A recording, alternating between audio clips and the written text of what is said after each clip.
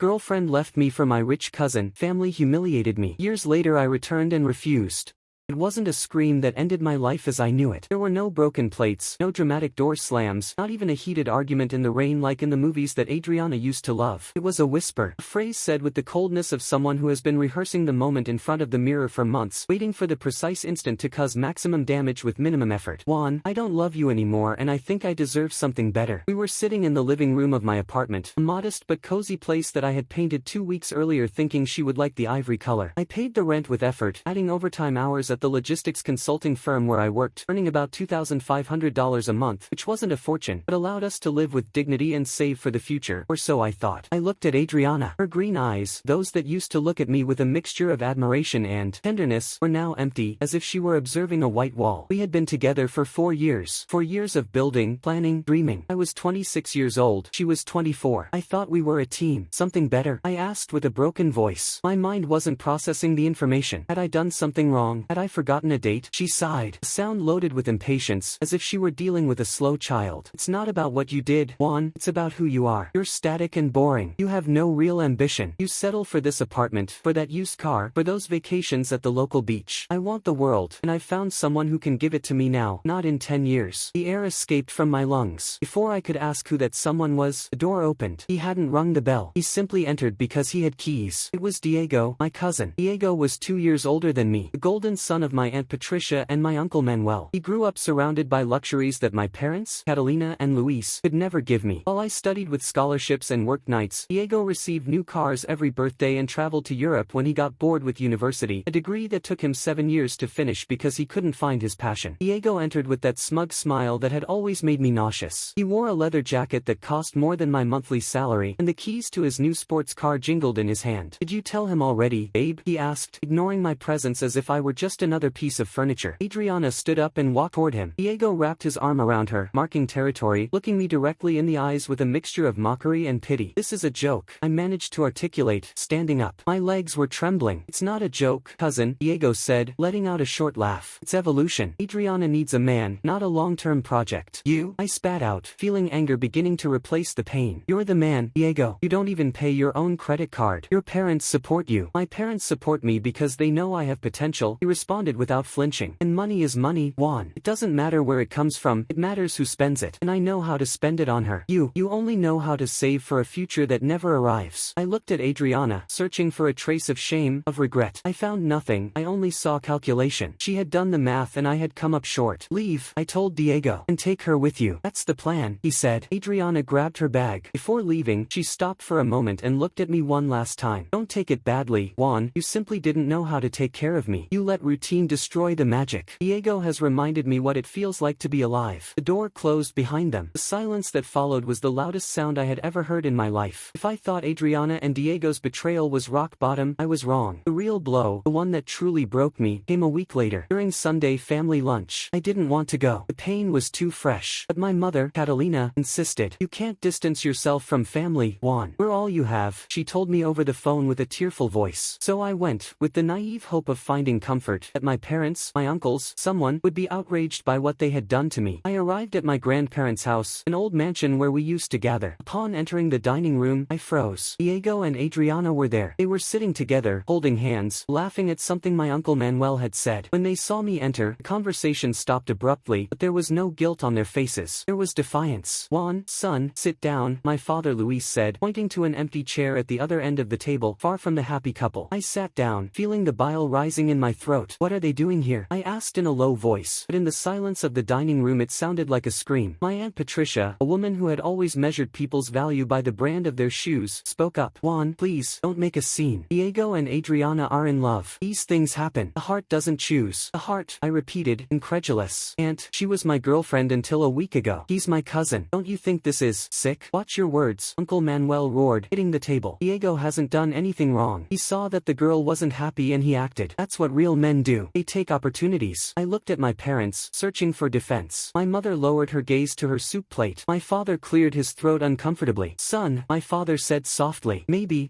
you should reflect on what happened. Adriana has told us that you had her very neglected, that you worked too much, that you never wanted to go to nice places. A woman needs attention, Juan. I felt as if I had been slapped with an open hand. I had her neglected. My voice trembled with rage. I worked 12 hours a day to pay for the apartment, to save for our wedding, to pay off the debts she brought from her credit card. I paid $4,000 of her debts last month. Adriana let out a theatrical sob and hit her face in Diego's shoulder. See what you do? Diego shouted, always throwing things in her face. You're stingy, Juan. You count every penny. That's not love, that's a transaction. I don't need to count pennies to make her happy. Because the money isn't yours, you fool, I spat. Enough. My grandfather intervened from the head of the table. He was a tough old school man. Juan, you've lost the girl. Accept it like a man. If she left with Diego, it's because Diego offers her something you don't. Don't come to this table to bring bitterness. Here we celebrate family unity. If you can't be happy for your cousin, then you shouldn't be here. I looked around the table. Familiar faces, my own flesh and blood, and all of them, absolutely all of them, looked at me as if I were the problem, as if my pain were an inconvenience to their perfect family Sunday. My parents, the people who should protect me, remained silent, accomplices to my humiliation so as not to bother Uncle Manuel, who after all lent them money occasionally for their own failed businesses. I realized then a brutal truth. I was the black sheep, not for being bad, but for being the only one who didn't play their game of appearances. Diego was success, even if it was fake and financed by others. I was effort, and for them, effort without immediate and ostentatious results was synonymous with failure. I stood up slowly. You're right, I said, and my voice sounded strangely calm. I shouldn't be here. Sit down and finish your meal. Don't be childish, said Aunt Patricia. No, enjoy your family unity. Enjoy Diego's success. But listen to this carefully. When everything collapses, and it will collapse because nothing built on lies stands, don't look for me. Don't be dramatic. Diego laughed. Go cry in your poor man's apartment. We're going to Paris next week. I left that house without looking back. As I walked toward my car, a 5-year-old sedan that worked perfectly, I heard the laughter resume inside the house. They had erased me in a matter of seconds. If this story resonates with you, hit that subscribe button and leave a like. Have you ever been betrayed by family? Share your experience in the comments below. The following months were a gray hell. Loneliness isn't something poetic, it's physical. It hurts in the chest, weighs on the shoulders. Every corner of my city reminded me of Adriana. Every family gathering I didn't attend, and they soon stopped inviting me, was a reminder of my exile. I found out about their lives through social media, a digital masochism I couldn't avoid at first. Photos of Adriana and Diego in Paris, in New York, on rented yachts. She wore new jewelry, he wore Italian suits. My parents called me occasionally, not to ask how I was, but to tell me how well the couple was doing and to suggest I should apologize to Uncle Manuel to recover my place in the family. They have a beautiful apartment in the most exclusive area, my mother would tell me. Uncle Manuel bought it for them as an engagement gift. You should see the ring, Juan, enormous. I'm happy for them, I lied and hung up. But hatred is a powerful fuel if you know how to refine it. I spent the first weeks drinking and lamenting until one morning, looking at myself in the mirror and seeing a haggard and pathetic man, I decided that Diego was right about one thing. I was a long-term project, but he didn't know what kind of project. I quit my job, liquidated my savings, sold everything that didn't fit in 2 suitcases, including the engagement ring I never got to give Adriana, and bought a plane ticket. I didn't want to be in the same city, not even in the same state. I moved to a metropolis 3,000 kilometers away, a place where no one knew my last name, where no one knew I was the loser cousin. I got a job at a financial technology company. I started from the bottom as a junior analyst, earning barely enough to share a tiny apartment with 2 strangers. But I had a plan. For the next 5 years, I disappeared. I blocked all my family on social media, changed my phone number, and only gave it to my parents with the strict condition that they only use it for real emergencies. My life became a monastic routine of self-improvement. I woke up at 5 a.m. to go to the gym. I channeled all my frustration, all my anger against Diego and Adriana, into every repetition, every kilometer run. My body changed. I stopped being the thin, hunched guy. My shoulders broadened, my posture straightened. I learned to dress, not with expensive, flashy brands like Diego, but with clothes that fit well, quality fabrics, sober colors. At work, I became indispensable. While others went out drinking on Fridays, I stayed studying certifications, learning new programming languages, understanding markets. I didn't do it for money, at least not at first. I did it to prove to myself that I had value, that my capability didn't depend on Uncle Manuel's approval. After 2 years, I was promoted to project manager. My salary jumped to $85,000 annually. After 3 years, I was aggressively recruited by a competitor to lead their operations division. Salary, $140,000 plus bonuses. After 4 years, I invested in real estate. I bought a rundown duplex, renovated it myself on weekends learning plumbing and electrical work on YouTube, and rented it out. After 5 years, I launched my own boutique boutique consulting firm specialized in logistics efficiency for e-commerce. Money started coming in. Not daddy's money like Diego's, but money stained with ink, sweat, and coffee. My money. With success came a mental clarity I didn't expect. I stopped hating them. Hatred requires energy, and I no longer had energy to waste on people who contributed nothing to my life. Adriana and Diego became ghosts, memories of a past life that seemed to have happened to someone else. I started dating again. I met interesting, independent women who paid for their own dinner and had their own ambitions. I wasn't looking to fill the void Adriana left, because that void had already been filled with my own self-respect. But the past has a curious way of knocking on the door just when you think you've changed the locks. It was a Tuesday afternoon. I was in my office, a suite with a view of the city skyline, reviewing a $200,000 contract with a new client when my personal phone rang. It was my mother. We hadn't spoken in 6 months. I hesitated to answer, but that old filial instinct, that umbilical cord we never quite cut, made me slide my finger across the screen. Hello, Juan, son. My mother's voice sounded different. There was no reproach, no habitual condescension. There was fear and something else. Desperation. What's wrong, Mom? Are you okay? Is Dad okay? Yes, we're fine health-wise. It's just that we're going to celebrate your grandparents' 50th wedding anniversary, a golden wedding. Send them a gift from me. You know I don't go to those things. Juan, please, she begged. Your grandfather is very old. Maybe this will be the last big party we have. He's asked about you. Everyone asks about you. They say that we've heard you're doing very well. I smiled bitterly. So the news had traveled. Surely some mutual acquaintance had seen my professional profile or my company in some industry magazine. I don't have time, Mom. I have a company to run. It's this Saturday at the country club. It'll be something big. Please, son, just come. Do it for your grandparents. And we need to see you. Things aren't like before. There was a silence on the line. I could hear my mother's agitated breathing. What do you mean? Just come, Juan. Please. We miss you. I hung up the phone and turned toward the window. I looked at the city I had conquered. I felt untouchable, but I knew it was a lie. If I didn't go, there would always be that doubt. If I didn't go, they would win, because they would think I'm still hurt, still hiding. Going wouldn't be a surrender, it would be a victory. I decided to go, but I wouldn't go as the one who left, the sad boy in the old sedan. I would go as who I am now. I booked a first-class flight. I rented a car at the destination airport. Not a flashy sports car like Diego liked, but a black German sedan, armored, elegant, and discreet, but screaming power to anyone who understood engines. I packed a suitcase with my best suits. I bought a watch I had been looking at for a while, a classic Swiss chronograph worth $15,000, not to show off, but as armor. Saturday arrived. I drove toward my hometown with supernatural calm. Upon entering the city limits, I felt a pang of nostalgia, but it was ephemeral. The streets seemed smaller, the buildings grayer. I had grown, the city had shrunk. I arrived at the country club. The valet's eyes widened when he saw the car. I handed him the keys and a $50 tip without looking back. I entered the event hall. There were chandeliers, tables with white tablecloths, soft music, the same pretension as always. I saw my uncles, my distant cousins, my parents, and then I saw them. They were near the bar. Diego held a glass of whiskey as if it were a lifeline. He had gotten fat. His face was swollen, red, with the marks of someone who drinks too much and sleeps too little. His suit, although expensive, was tight on him and had a visible stain on the lapel. His hair, once perfect, was thinning at the crown. Next to him was Adriana. I stopped for a second. The image of the unattainable goddess I had kept in my memory crumbled. Adriana looked tired, very tired. She wore a dress that seemed from several seasons ago. Her makeup tried to hide deep dark circles and expression lines marked by bitterness, not laughter. She wasn't ugly, but the internal light, that spark I had fallen in love with, was extinguished. She looked like a 40-year-old woman trapped in the body of a 30-year-old. Diego was saying something in her ear with an aggressive gesture, and she looked at the floor, nodding with resignation. The golden couple, the ones who were going to eat the world, seemed to be being devoured by it. I took a deep breath, adjusted my shirt cuffs, and walked toward the center of the hall. It was my mother who saw me first. She dropped her glass and ran toward me. Juan, you came. Her shout alerted the others. The hall fell silent. All eyes turned to me. My father approached, giving me an awkward hug. I noticed he had aged a lot. His suit looked worn. Son, it's good you're here, my father said with moist eyes. I greeted my grandparents with respect. My grandfather looked me up and down, evaluating my suit, my watch, my posture. He nodded, a silent concession of approval that years ago would have made me happy, but now I found indifferent. Then the circle opened and Uncle Manuel appeared. He no longer had that lion's arrogance. He looked smaller, hunched. Juan, he said, forcing a smile. The prodigal son returns. We've heard great things. They say you have your own company. That's right, Uncle. I'm doing well. Excellent. Excellent, he said, rubbing his hands nervously. Family should always prosper. Behind him, Diego and Adriana approached. Adriana's reaction was visceral. Her eyes widened. She scanned my figure with her gaze, stopping at the details that screamed success. There was a flash of something in her eyes. Regret, desire, calculation. Diego, for his part, frowned. He tried to adopt his old posture of superiority but failed. He swayed slightly. He was tipsy. Well, Diego slurred. The poor cousin bought himself a new suit. It's rented, right, Juan? The silence in the group was tense. They expected my reaction. They expected the submissive one who lowered his head. I smiled. A calm, cold smile. Hello, Diego. No, it's not rented. And neither is the car outside. How are you? You look worn out. Diego turned red. I'm great. Investments. You know, the market is tough, but the smart ones survive. Adriana and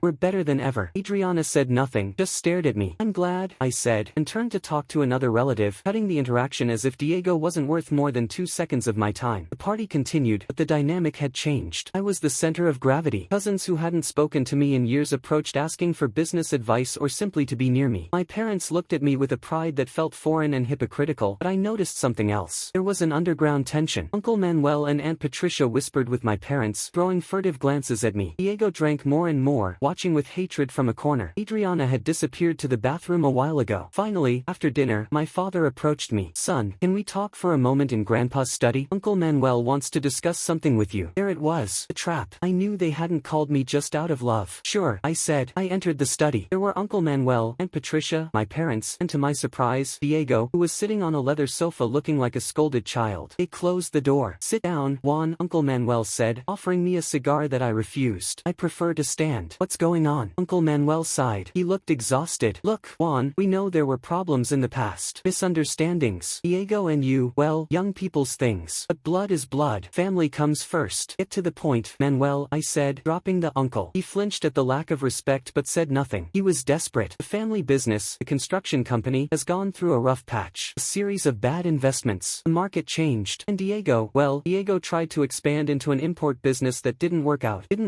And Patricia intervened, tearful. He was swindled. My poor boy was a victim of criminals. I looked at Diego. He wasn't looking me in the eyes. The thing is, Manuel continued, we're in a delicate situation. Very delicate. We're about to lose the house. This house, your grandparents' house, is also mortgaged as collateral. I felt a mixture of shock and dark satisfaction. The cardboard empire had gotten wet. And what do I have to do with this? We need liquidity, my father said, intervening. Your uncle needs a loan. A bridge. Just until a government contract closes next month. We know you're doing well. We know you have capital. How much are we talking about? I asked, just out of morbid curiosity. $250,000, Manuel said quickly. We'll pay you interest. Double what the bank would charge. Your family. I laughed. I couldn't help it. It was a dry laugh, without joy. Let me understand. 6 years ago, at this very table, you called me a failure, stingy, and less than a man. Diego took my girlfriend and mocked my poverty. You, I pointed at my parents, told me it was my fault for not having money. And now you want my money to save the lifestyle you used to humiliate me with. The past is the past, Aunt Patricia shouted. You must forget. Resentment is poison. Besides, there's another matter. She made a signal and the study door opened. Adriana entered. Her eyes were red from crying. She stood by the door, hugging herself. Adriana and Diego are going through a difficult time, my mother said with a soft voice. Diego is very stressed by the debts. He can't be a good husband right now. And Adriana, she's admitted she made a mistake. My brain took a second to process the insinuation. I looked at Adriana. Juan, she said with a trembling voice. I'm sorry. I was stupid. I let myself get carried away by the lights, by the promises. Diego isn't who I thought he was. He's a child. You were always the man. You were always my rock. She took a step toward me. I've thought so much about you these years, about what we had. If you would help us, if you would help the family, Diego could go to another city to start over. And us, maybe us, we could talk. Start again. I never stopped loving you, Juan. I was just confused. The silence in the room was absolute. They were offering me a package. Save the family, get rid of Diego, and get Adriana back. As if she were a prize. As if my dignity had a price tag of $250,000. I looked at Diego. He was crying silently, defeated. He was willing to sell his wife just so daddy would pay his debts, whether from gambling or shady business. I looked at my parents. They waited anxiously, thinking this was what I had always wanted. I looked at Adriana. Beautiful, yes, but broken, and worst of all, opportunistic to the core. She was coming back to me not out of love, but because now I was the provider, the winner. I felt absolute calm. The last vestige of pain that remained in my heart evaporated, replaced by crystalline clarity. I walked toward the door, passing by Adriana without touching her. I put my hand on the doorknob. No. The word hung in the dense air of the study, heavy and absolute. It was as if I had fired a silenced weapon. There was no roar, but the impact was lethal. What do you mean, no? Uncle Manuel stammered, his face losing what little color it had left. He loosened his tie as if suddenly the air had become unbreathable. I turned slowly, releasing the doorknob to face them all one last time. I wanted this moment engraved on their retinas. I said no, I repeated, enunciating each syllable with surgical precision. I'm not going to lend you $250,000. I'm not going going to save the construction company. And I'm definitely not going to buy back Adriana as if she were a used piece of furniture you're trying to return to the store because it came out defective. Juan, Aunt Patricia shrieked, putting her hands to her chest. It's your family. Your cousin could go to prison if he doesn't pay certain debts. You're going to let your own blood rot. My own blood let me rot 6 years ago, I responded, my voice cold as ice. Diego isn't a victim, Aunt. He's the result of your upbringing. You taught him he could take whatever he wanted without consequences. You gave him cars he didn't deserve, positions he didn't earn, and women he didn't know how to value. Now that reality is sending him the bill, you want me to pay it? I walked toward Diego, who was still sunken into the sofa. I crouched down to be at eye level with his bloodshot eyes. Tell me, Diego, where's the potential? Where's the bright future? You told me I was stingy, that my love was a transaction. And look at you now. You're willing to let your wife come back to me just so I'll clean up your messes. That's not love, cousin. That's something else entirely. And you're the one pimping her out. Diego let out a choked sob but didn't have the courage to look at me. I stood up and faced Adriana. She was pale, tears running down her cheeks, ruining the makeup that tried to hide her decay. And you, Adriana, you didn't know how to take care of me, that's what you said. I want the world. Well, you had the world. You had the trips to Paris, the luxury dinners, the sports car. What happened? Did the money run out? And did the love run out too? No, it's not just the money, Juan, she sobbed, trying to grab my hand, but I pulled away. He changed. He became aggressive, unfaithful. I miss you. I miss our peace. You don't miss me. I cut her off. You miss the security. You miss having someone who solves your problems. If I were still the same logistics employee earning $2,500 today, you wouldn't even look at me. You're looking at me because my suit costs more than your husband's car and because you know I can pull you out of this hole. But I have news for you, Adriana. I'm no longer that man, and you're no longer the woman I loved. That woman died the day she walked out my door with my cousin. What I see now is just a stranger, an opportunist. The silence was broken by my father, Luis, who stood up trembling with indignation. Juan, enough, he shouted, though his voice lacked authority. You can't talk to us like this. We raised you, we gave you life. You have a moral obligation. Your grandparents are going to lose this house. Then sell it, I said, shrugging. Move to a small apartment. Learn to live within your means, like I had to do. You didn't defend me when they humiliated me. You stayed quiet, eating your soup because you were afraid of Manuel's money. Well, now Manuel doesn't have money, and I don't have fear. You're a monster, my mother whispered, looking at me as if I were a stranger. Money has corrupted you. No, Mom, money has only revealed who you all are. Actually, money is an amplifier. It made Diego a useless arrogant. It made you servile. Me, it gave me the freedom to say no and walk out of here without looking back. I took out my checkbook from the inside pocket of my jacket. For a second I saw a glimmer of hope in Uncle Manuel's eyes. A pathetic spark of greed. I quickly wrote a check, tore it out, and let it fall onto the coffee table. There you go. $20,000. Manuel looked at the check with contempt and confusion. That doesn't even cover 1 month's interest on the debt with the lenders. It's not for the debt, I clarified, buttoning my jacket. It's for my grandparents, so they can pay for a dignified move or the deposit on a rental when the bank takes this place. Make sure it reaches them. If I find out that a single penny goes to Diego's debts or Adriana's whims, my lawyers will make sure you regret it for the rest of your lives. I headed for the door. Juan, wait, Adriana said, her voice broken. What am I going to do? I have nowhere to go. I stopped but didn't turn around. Get a job, Adriana. Start from the bottom. It's amazing how much you learn about yourself when you earn your bread with your own sweat. It'll be good for you. I left the study and closed the door behind me. The sound of the metallic closure was the most satisfying period of my life. I crossed the party hall, ignoring the curious glances of the guests who didn't know that a few meters away, the family's core had just imploded. I stepped out into the fresh night air. The valet brought my car. As I drove back to the city to catch my flight, I thought I would feel sad. I thought there would be pain, but there was only lightness. It was as if I had taken off a backpack full of stones I'd been carrying since childhood. I'm sitting on the terrace of my house, a modern property facing the ocean on the west coast. The sun is setting, painting the ocean in oranges and violets. I have a glass of wine in my hand and my laptop closed on the table. My company sold 6 months ago for an 8-figure sum. Now I dedicate myself to private consulting and investing in startups run by young people who have hunger, the same kind of hunger I had. I'm not alone. Inside the house I hear Clarissa laugh. Clarissa is an architect, a brilliant, funny, and fiercely independent woman I met at a conference. She doesn't need my money, and that's what makes spending it on her a pleasure and not an obligation. We're expecting our first child next winter. About my family, I know little, and what little I know reaches me through distant rumors that no longer bother me. I know they lost the grandparents' house. My grandparents now live in a state-funded nursing home, although I anonymously send a monthly supplement so they have better care and a private room. I don't want them to know it comes from me. I don't want to open that door. Uncle Manuel declared bankruptcy. He and Aunt Patricia live in a rented apartment in a peripheral neighborhood. He works as an insurance salesman, an ironic low for someone who despised salaried employees. My parents still live with them, trapped in their own web of codependency and bitterness, blaming me for their disgrace at every family gathering, turning me into into the villain of their story so they don't have to accept that they were the architects of their own ruin. Diego had the ending he wrote for himself. Adriana left him 6 months after that night, when it became evident there was no money to extract. Diego ended up involved in legal problems for minor fraud and spent time in prison. Now he works in a mechanic's shop under the supervision of a boss who doesn't allow him to be late. They say he's aged 20 years in 5. And Adriana, I saw her once a year ago, purely by chance. I was on a business trip to my hometown, waiting for coffee at a fast food chain. She was working behind the counter. She wore the company uniform with the logo and a hairnet. Our eyes met for a second. I saw shame in her eyes. I saw the impulse to hide. But I didn't feel satisfaction, mockery, or desire to humiliate her further. She was working. She was standing on her own 2 feet, perhaps for the first time in her life. I smiled at her, a slight, polite gesture. I paid for my coffee and left a generous tip in the communal jar, not directly to her so as not to offend. I left without saying a word. I didn't need to say anything. My life, my peace, my happiness, that was my message. I drank the last sip of wine and looked at the horizon. Clarissa came out to the terrace, caressing her barely swollen belly. "What are you thinking about?" she asked, kissing my forehead. "Nothing," I responded, taking her hand. "About how good it is here, far from the noise." And it was true. The past was a foreign country I had no intention of returning to. I had paid the price of loyalty to myself, and it was the best investment I had ever made.